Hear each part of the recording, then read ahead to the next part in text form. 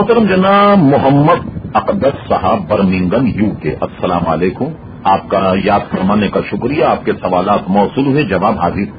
آپ نے ماشاءاللہ ارشاد فرمایا اس اچھے کام پر اللہ تعالیٰ آپ کو اجر عطا فرمائے اور آپ کی عمر میں برکت عطا فرمائے، آمین۔ اور ہمیں امید ہے کہ آئندہ بھی آپ اسی طریقے سے ہمیں اپنی دعا میں یاد رکھیں گے۔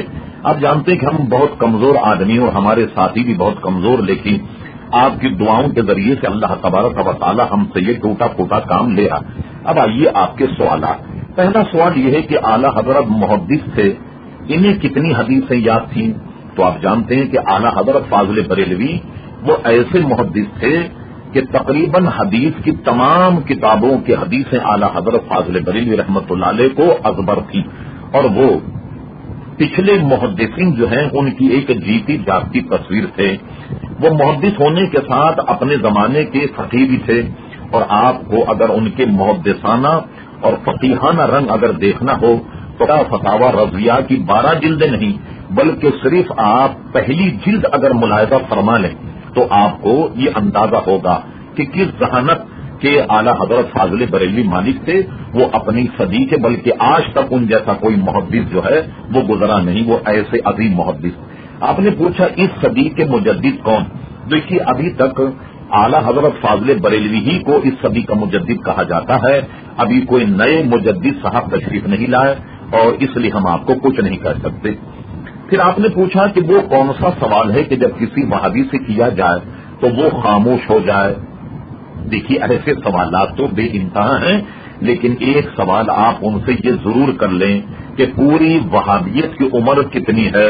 زیادہ سے زیادہ 150 سال ہوئے ان کو تشریف لائے، تو اس سے پہلے لوگ اسی مسلک کے ماننے والے تھے یا نہیں جو ہمارے مسلک کو ماننے والے؟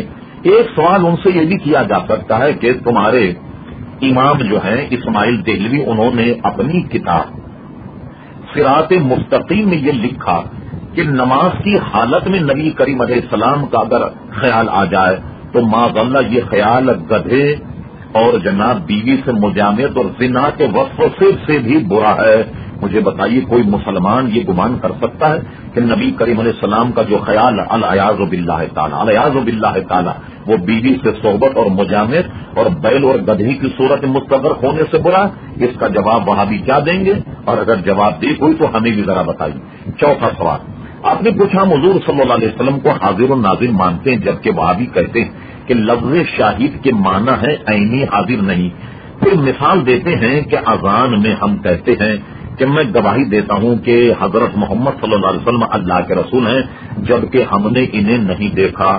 وہابی کا یہ عذر لنگ نہایت لغو اور بالکل بیکار۔ نبی کریم صلی اللہ علیہ وسلم کو، اللہ تبارک و تعالیٰ کو اور قیامت کو، جنت اور جہنم کو نہ دیکھنا ہی تو ایمان کی علامت ہے۔ دیکھیے قرآن مجید فرقان حمید میں ارشاد ہوا الف لام میم ذالک الکتاب لا ریب فیہ، فرمایا یہ وہ کتاب ہے جس میں کوئی شک کی گنجائش نہیں۔ فرمایا ھدی للمتقین الذین یؤمنون بالغیب، یہ کتاب متقی لوگوں کو ہدایت کرتی ہے جو غیب پر ایمان رکھتے ہیں۔ تو ایمان تو نام ہی ساری باتوں پر غیب پر ایمان رکھنے کا نام ہے۔ اب ان کا یہ کہنا کہ حاضر کے معنی جو ہیں بے عین ہی حاضر کے نہیں ہیں۔ اب اس وہابی سے پوچھئے جس کا ٹکراؤ آپ سے ہوا، اس سے کہیے کہ نماز جنازہ پڑھے۔ نماز جنازہ میں وہ یہ پڑھے گا اللہم اغفر لحینا و میتنا و شاہدنا و غائبنا۔ اب اس وہابی سے پوچھے کہ یہاں لفظ شاہدنا کا ترجمہ یہ ہے یا نہیں کہ اللہ ہمارے حاضر کو جو سامنے میت رکھی ہوئی ہے ہمارے اس حاضر کو بخش دے۔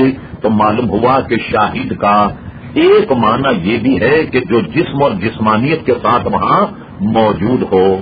اور دوسری بات یہ سن لیجئے، مولوی قاسم نانوتوی صاحب نے اپنی کتاب تحذیر الناس میں لکھا النبی اولا بالمؤمنین من انفسہم، فرمایا کہ اولا بمانے اقرب آیا، اور حضور صلی اللہ علیہ وسلم کو اپنی امت کے ساتھ وہ قرب حاصل ہے کہ ان کو ان کی جانوں کے ساتھ بھی نہیں ہے۔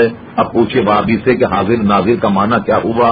حاضر ناظر ماننے والا اگر دائرہ اسلام سے خارج ہے تو مولوی قاسم نانوتوی صاحب کے لیے آپ نے کہاں جگہ رکھی؟